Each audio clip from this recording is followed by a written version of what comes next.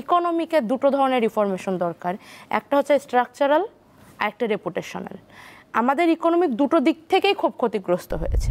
দেখুন, একটা রাষ্ট্রে যখন সংস্কারের কাজ হয় তখন দুটো দিক থাকে, একটা বেসিক দিক থাকে, একটা অপারেশনাল দিক থাকে।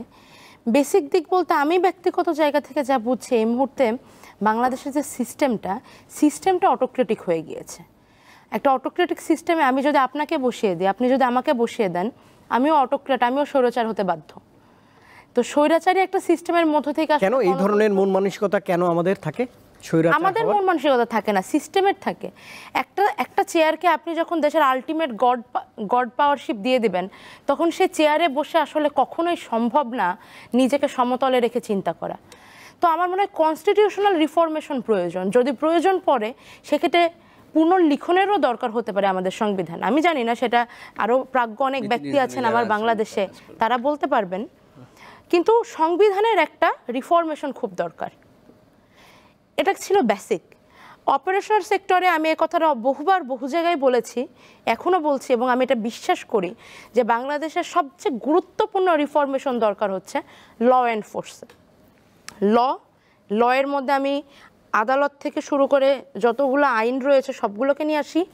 ফোর্সের মধ্যে যতগুলা আইন শৃঙ্খলা রক্ষাকারী বাহিনী রয়েছে, এবং শুধুমাত্র পুলিশ না, পুলিশ, গোয়েন্দা, সেনাবাহিনী, আর তারপরে হচ্ছে বিমান বাহিনী, নৌবাহিনী, যতজন অস্ত্রধারী বাংলাদেশের, র্যাব, তারপর আরও যারা আছে, সবাইকে এই দুটো জায়গাতে রিফরমেশনটা খুব দরকার, ল অ্যান্ড ফোর্স।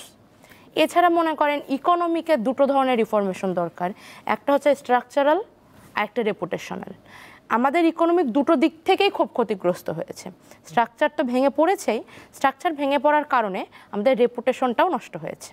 আমি আশা করছি যে এই সরকারের হাত ধরে বা এই সরকার থাকাকালীন রাজনৈতিক দলগুলো তাদের পার্টি ফরমেশন নিয়ে চিন্তাভাবনা করবে। তারা গতানুগতিক বুড়ো চিন্তাভাবনা থেকে বের হয়ে এসে নতুন যুগের ছেলে জেনজি প্রজন্মের যে রাজনৈতিক চাহিদা, শুধু জেনজি প্রজন্মের না, কারণ জেনজি প্রজন্ম এখনো আছে, সামনে তো আরো 5টা প্রজন্ম আসবে। মানে সামনের ভবিষ্যৎ প্রজন্মের কথা লক্ষ্য রেখে রাজনৈতিক পরিবর্তনের এখনকার মানুষের তাদের উপযোগী করে যে রাজনৈতিক প্রস্তাবনা, বিপ্লবের এই দাবি দাওয়ার ক্ষেত্রে আমাদের যে আশা আকাঙ্ক্ষা উঠে আসবে, ওইটাকে নিয়ে হচ্ছে পার্টিতে না কোন রূপরেখা দিতে চান কিনা। যেমন আমার মনে হয় যে বাংলাদেশ থেকে প্রধান একটি সমস্যা যদি চিহ্নিত করতে বলা হয় আমাকে, আমি বলবো দুর্নীতি।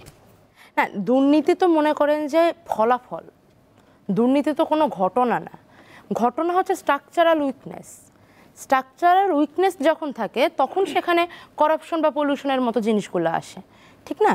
আর রূপরেখার কথা যদি বলেন তাহলে আমি বলবো যে এই যে ফরমেশনগুলো আসবে এগুলো ভার্সেটাইল হওয়া দরকার, যেন যখনই প্রয়োজন হয় তখনই পরিবর্তন করা সম্ভব। মানে পরিবর্তনটাকে এত ভয় পাওয়ার, জটিল করার কিছু নাই, যে কিছু এবং একই সঙ্গে পরিবর্তনকে স্বাগত জানানোটাও খুব দরকার।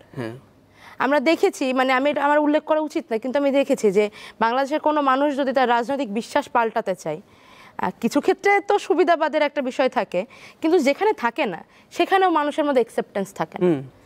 আবার আরও কিছু কিছু জিনিস এখানে আমার চোখে পড়ে যে কেউ যদি একটু নতুন কিছু করতে চায়, সবার আগে চলে আসে প্রশ্নের ঝড়। নতুনের ভয় থাকলে নতুন সমাজকে নিয়ে কাজ করা যাবে না। নিশ্চয়ই।